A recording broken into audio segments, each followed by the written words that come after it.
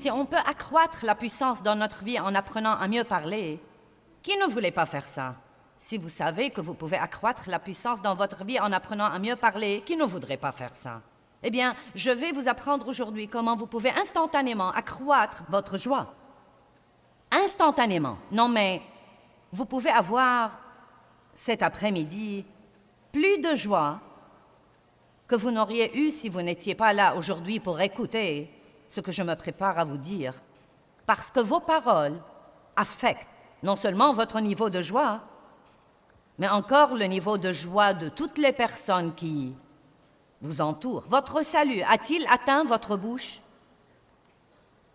Votre bouche est-elle sauvée? Je me souviens que le Seigneur m'a dit il y a très longtemps, « Tu sais, Joyce, tu es sauvée, mais tu n'en as sûrement pas l'air. Il est temps que ta bouche soit sauvée aussi. » Et donc, je pense que Dieu a amené certains d'entre vous ici parce qu'il est le temps que vous mettiez vos lèvres sur l'autel.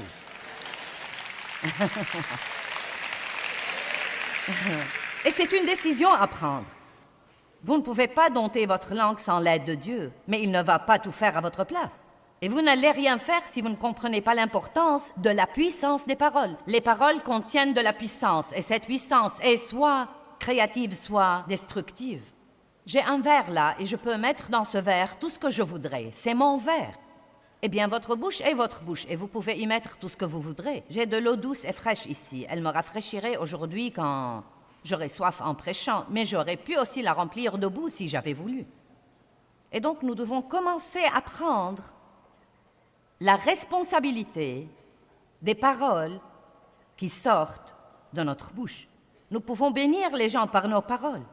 Nous pouvons aussi les maudire par nos paroles. La mort et la vie sont au pouvoir de la langue. Nous devons porter du fruit et non seulement un tas d'autocollants et des bijoux chrétiens. Vous devez commencer à agir comme Dieu veut que vous agissiez, car même les incroyants qui vous tentent de pécher vous jugeront sévèrement si vous faites ça. Ils ont besoin de vous voir debout et fort et donner l'exemple dans le monde où nous vivons aujourd'hui. Nous sommes censés être des lumières dans un lieu obscur et un des moyens dont nous pouvons allumer ces lumières, c'est de fermer nos bouches.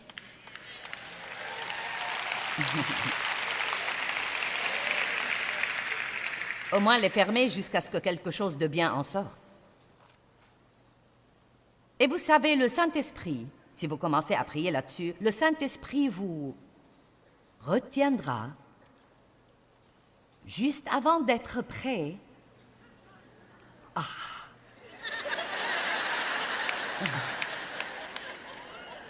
Ah. Mm.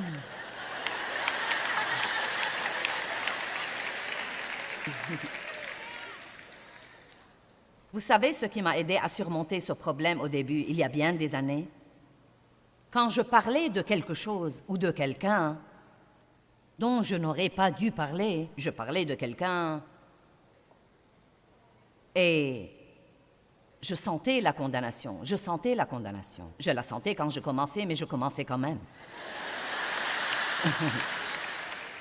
Vous savez, on n'a parfois qu'une fraction de seconde pour décider ce qu'on va faire. Et malheureusement, avant d'avoir beaucoup de pratique, nous n'obéissons pas à Dieu, nous obéissons à la chair. Mais cette condamnation reste et persiste. Donc vous avez votre relation avec Dieu, vous voulez vraiment plaire à Dieu, vous voulez faire ce qu'il faut, vous voulez surmonter ce problème. Et j'ai dû m'arrêter au milieu d'une conversation et dire à quelqu'un, je dois te demander de me pardonner. C'est une chose dont je n'aurais pas dû parler. J'ai eu tort de faire ça. Pardonne-moi. Et vous savez quoi? Vous vous embarrassez plusieurs fois comme ça. Allez, vous vous embarrassez plusieurs fois comme ça. Vous vous dénoncez publiquement et vous en arrivez au point où, dès que vous recevez cette condamnation, le Saint-Esprit intervient dans nos vies pour nous guider tous les jours. C'est une belle relation quand vous apprenez à coopérer. Et plus vous êtes sensible au Saint-Esprit, plus vous sentez qu'il vous mène dans tout ce que vous dites, dans toutes les décisions que vous prenez, dans toutes les pensées que vous pensez. C'est une chose progressive. Mais si nous ne commençons pas quelque part, nous n'arriverons jamais nulle part. Pour certains, c'est une nouvelle toute nouvelle. Vous n'avez jamais rien entendu de pareil auparavant. Mais pour d'autres, c'est juste un rappel de quelque chose que vous avez entendu 100 fois, mais que vous commencez à laisser glisser. Donc vous vous arrêtez à la conférence de Joyce Meyer pour un réglage. Et c'est très bien aussi. Nous sommes contents de vous régler. Vous êtes venus pour un ajustement d'attitude. Nombre 13, nous voyons une belle situation où Moïse, sur l'ordre de Dieu, envoie des espions dans le pays de Canaan, la terre promise, pour voir si le fruit de ce pays était vraiment aussi bon que Dieu l'avait dit. Est-ce que le fruit de ce pays allait être aussi bon que nous pensons qu'il serait? Et quand ils sont allés, verset 27, nous sommes allés dans le pays où tu nous as envoyés. Et vraiment, c'est un pays où coule le lait et le miel, et en voici le fruit. Et le fruit était en fait si grand qu'ils ont dû porter une grappe de raisin sur une perche, une longue perche placée sur les épaules de 2 hommes. C'était un fruit formidable. Oui, c'est ça, le fruit était formidable. Verset 28, mais, et c'est là que nous avons des ennuis. Oui, je suis très heureux d'avoir un travail, mais... Eh bien oui, bien sûr, je suis contente d'avoir un mari, mais... Eh bien ouais, j'aime vraiment ma maison, mais... Vous savez, nous tuons notre joie avec les mais. Y a-t-il quelqu'un là? Vous pouvez tuer votre joie avec des mais. Puis-je donc vous dire, débarrassez-vous de vos mais? Je voulais dire ça depuis longtemps et je l'ai finalement fait.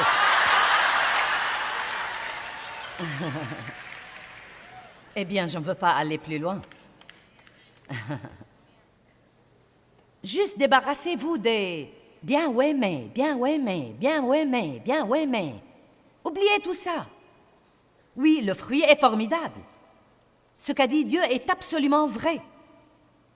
Mais le peuple qui habite ce pays est puissant, les villes sont fortifiées et très grandes, et en plus, nous y avons vu des enfants d'Anak et ils sont courageux et d'une haute taille. Donc, ils font cette longue liste de tous les problèmes. Ne croyez-vous pas que Dieu connaissait déjà les problèmes et avait déjà la capacité de s'en occuper avant d'envoyer les espions là-bas? Chut! Caleb fit taire le peuple.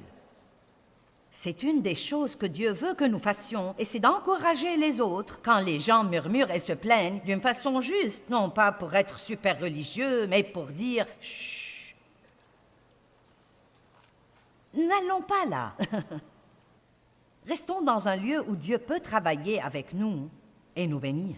Surtout si vous êtes avec des croyants, vous pouvez faire ça. Et nous devons permettre,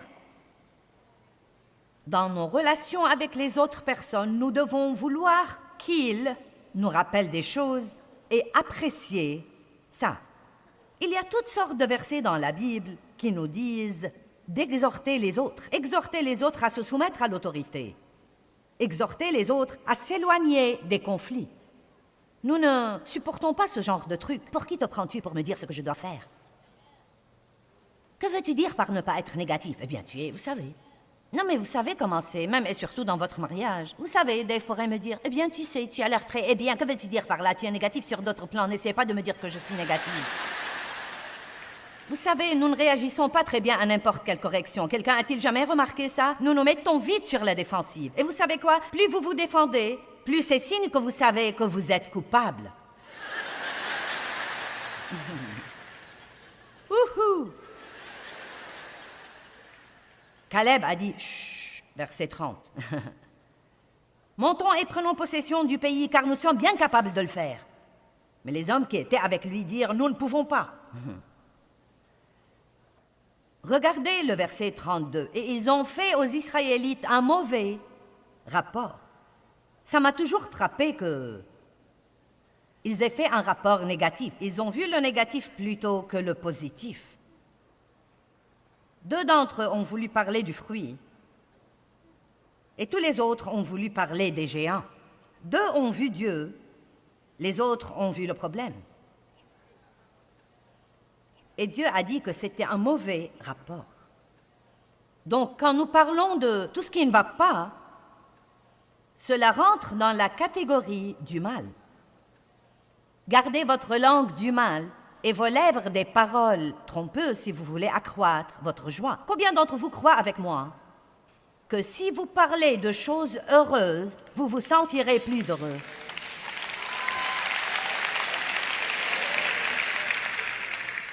Jacques 3, 6 à 8.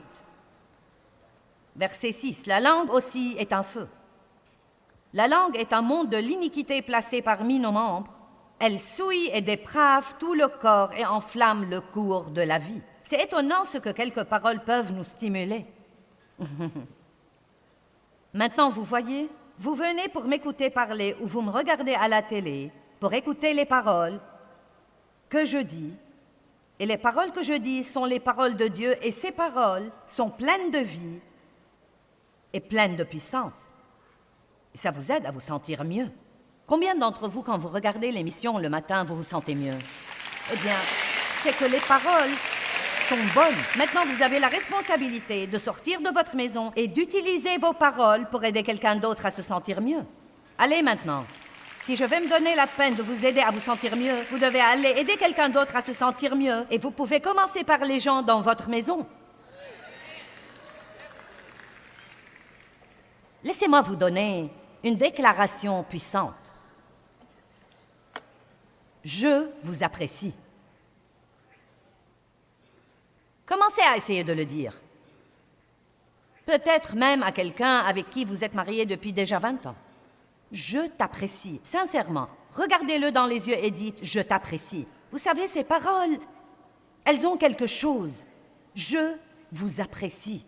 Et je crois surtout que quand vous le dites à quelqu'un qui fait des choses pour vous tout le temps et vous vous y êtes tellement habitué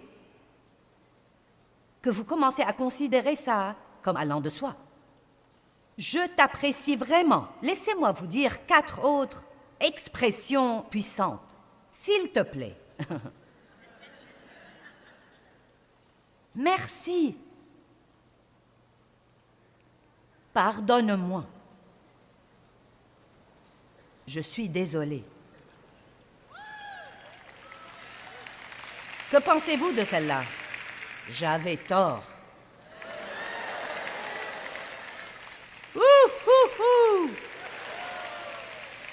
Savez-vous combien de querelles vous pouvez vous épargner en disant simplement « j'avais tort » 3 petits mots qui pourraient vous épargner des jours de colère, de mal de tête, de mal d'estomac, d'être épuisé, angoissé, difficile à vivre toute la journée, juste en disant « j'avais tort ». Je suis désolée. Vous n'avez pas tous l'air d'être prêts à faire ça, je ne sais pas. Allez, exerçons-nous, dites « j'avais tort ». Ah. T'es-tu exercé, Dave, car je veux l'entendre davantage.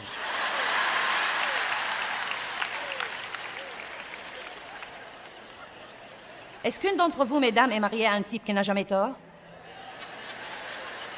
Vous voyez, je sais que vous pensez, alors si seulement mon mari était ici, je vais acheter cette bande et la mettre à la maison et hausser le volume. Voici des choses que nous pouvons dire quand quelqu'un fait une erreur. Il n'y a pas de problème. Ne t'en fais pas. Je fais des erreurs moi aussi. Je te pardonne. Ne laisse pas ça faire pression sur toi. N'y pense plus du tout. Maintenant, n'est-ce pas cela tellement mieux que de vous assurer de le lui rappeler et aussi de soupirer? Oh. Tu ne sais rien faire comme il faut. Je t'avais dit ce que je voulais. Pourquoi ne l'as-tu pas fait? Je crois que les mecs pigent aujourd'hui, n'est-ce pas?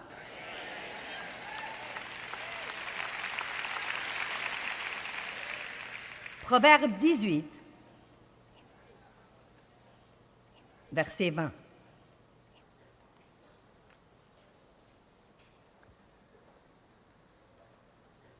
Je parle sérieusement. La langue déchaînée ressemble à un animal sauvage. La Bible dit qu'elle ressemble à une bête indomptable. Aucun homme ne peut dompter la langue, c'est pourquoi nous devons impliquer Dieu. Et donc, même si vous êtes d'accord avec Dieu pour faire ça, vous trouverez que votre langue veut juste... Surtout si vous êtes avec d'autres personnes qui font ça. Nous ferions tous mieux de choisir des amis qui savent parler. Amen. Bon, j'ai environ peut-être 10 personnes qui sont d'accord avec moi. Combien d'entre vous passent trop de temps avec des gens qui potinent et critiquent et ont toutes sortes de... Vous voyez, regardez-moi ça. Regardez-moi ça, eh bien, faites-vous d'autres amis. Eh bien, je suis mariée au mien.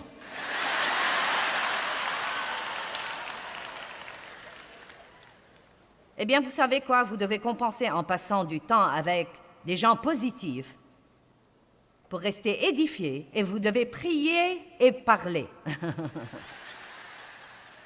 Je prie pour toi et l'attitude dans notre maison va changer. Je prie et je parle. Verset 20. C'est du fruit de sa bouche que l'homme rassasie sa personnalité morale.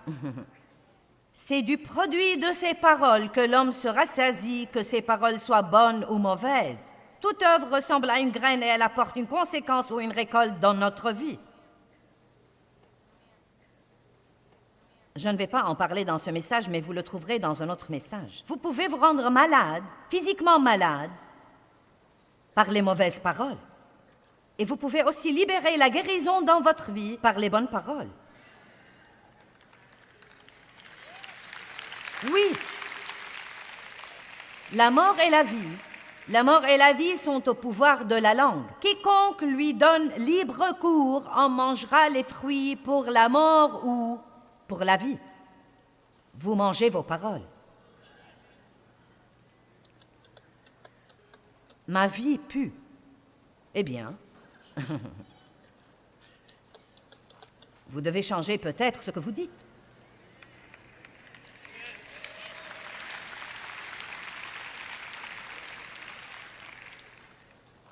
Vous pouvez accroître votre joie et la joie de tous ceux qui vous entourent par les bonnes paroles. Par les mauvaises paroles, nous empoisonnons non seulement notre joie, mais encore la joie de ceux qui nous entourent. La négativité entraîne finalement tout le monde et elle met un « surtout ». Les remarques désobligeantes sur les autres. Si vous me parlez et que vous me dites quelque chose de désobligeant ou critique sur quelqu'un d'autre, même si je dis que je ne le crois pas, ça s'infiltre au-dedans de moi et je dois maintenant lutter contre la tentation de regarder cette personne différemment de comment je la voyais. Vous comprenez? Vous vous surprenez à penser « Oh, je me demande si c'est vrai. » La Bible dit en fait que les paroles du calomniateur descendent jusqu'au tréfonds des entrailles et qu'elles peuvent causer des dégâts là. C'est dans Proverbe 16, 22, je crois. Oui, c'est dans Proverbe 26, 22. Bon, parlons de vos paroles dans les épreuves pour une minute. Ce que nous disons dans les épreuves détermine partiellement combien nous en aurons dans l'avenir. Ce que vous dites dans le désert détermine le temps que vous allez passer là. Allez maintenant. Ce que nous disons dans nos épreuves et tribulations présentes détermine combien elles vont durer, détermine partiellement combien elles vont durer. Plaignez-vous et restez collés, louez et soyez élevés.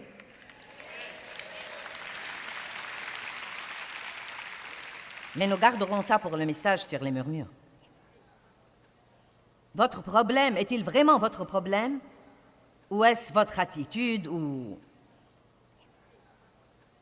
ou vos paroles? Est-ce vraiment le problème? Pouvez-vous changer radicalement votre problème? Pouvez-vous partir d'ici aujourd'hui et vous rendre plus heureux en parlant de vos problèmes d'une façon différente? Au lieu de dire « je ne peux plus supporter ça », pourquoi ne pas dire « ceci aussi passera ». Elle est bonne celle-là. Il y a de petites expressions que vous devez adopter. Sortez du lit le matin et dites « quelque chose de bien va m'arriver aujourd'hui ». Et chaque fois que quelqu'un vous parle et vous dit « Eh bien, je suis au courant de votre problème », n'avez-vous pas parfois envie de lui dire « Je l'ai vraiment oublié, pouvez-vous vous taire ?»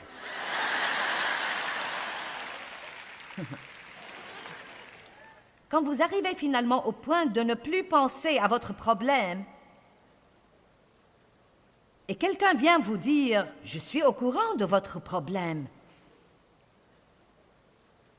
dites-lui « Ceci passera, je ne veux pas en parler, c'est la meilleure chose à dire. J'apprécie vos prières, mais ça ne sert à rien d'en parler. Si j'en parle, ça va m'exaspérer, et je ne veux pas être exaspéré. Gardez votre paix. » Jésus a dit « En ce monde, vous aurez des tribulations. » Puis il a donné sa grande solution théologique. « Ayez bon courage. » Eh bien, Jésus, que vais-je faire de mon problème? Oh, j'ai un si grave problème. Ayez bon courage, car j'ai vaincu le monde. Et vous ne pouvez pas rester heureux si vous ne parlez pas de la solution, mais du problème. Je suis vraiment si contente que Dieu m'ait appris et m'apprend tous les jours comment parler. Comment parler? Vous allez voir dans un de ces autres messages que Paul a dit à l'église de Corinthe, « Vous êtes des bébés, vous ne savez pas encore parler. » Eh bien, évidemment, il savait parler, mais il ne disait pas ce qu'il fallait dire. Arrêtez de parler de tout ce qui ne va pas. Passez votre test. La prochaine fois où vous avez une épreuve ou une tribulation, prenez la décision d'aller vraiment jusqu'au bout et de ne rien dire de négatif. Vous allez prier et ensuite vous allez parler. Ça ne sert à rien de prier si nous ne disons pas quelque chose qui s'accorde avec ce que nous avons prié. Et je crois que ce que je partage au sujet de prier et de dire des choses, je crois que c'est important pour cette session aujourd'hui. Je le crois vraiment, car nous avons tous tendance à prier comme... Vous savez, comme ça, nous lançons cet espoir fou que peut-être Dieu fera quelque chose. Mais si nous croyons vraiment qu'il travaille, et c'est ce que nous dit en fait la Bible, si nous croyons vraiment que Dieu travaille, j'ai prié et j'ai ouvert une porte à Dieu pour travailler, et je crois que Dieu travaille et je verrai les résultats de mes prières, si je ne dis pas en attendant des tas de trucs stupides qui réduiront mes prières à néant. Et c'est là que vient le test, car c'est pendant ce temps d'attente que vient la pression, et vous voulez juste... C'est si dur de ne pas dire quelque chose. Vous savez pourquoi? Parce que nous voulons dire ce que nous sentons, et nous voulons dire ce que nous pensons. Mais malheureusement, ce que nous sentons et ce que nous pensons n'a souvent rien à voir avec ce que Dieu est en train de faire. Ça n'a rien à voir avec la foi et avec ce que Dieu fait. C'est pourquoi nous devons apprendre vraiment à dire ce que dit la parole et non ce que nous sentons et ce que nous... Eh bien, je pense. Eh bien, vous savez, je dis n'importe quoi, je pense. Eh bien, le pire endroit pour avoir quoi que ce soit, c'est de dire n'importe quoi. Proverbe 15, 23 dit qu'on éprouve de la joie à donner une réponse de sa bouche. Vous savez, la langue douce est un arbre de vie. Les paroles contiennent de la puissance et elles peuvent être soit créatives, soit destructives. Je suggère que nous prenions tous l'habitude de confesser les vérités de la parole de Dieu à haute voix, et ces vérités accroîtront certainement notre joie.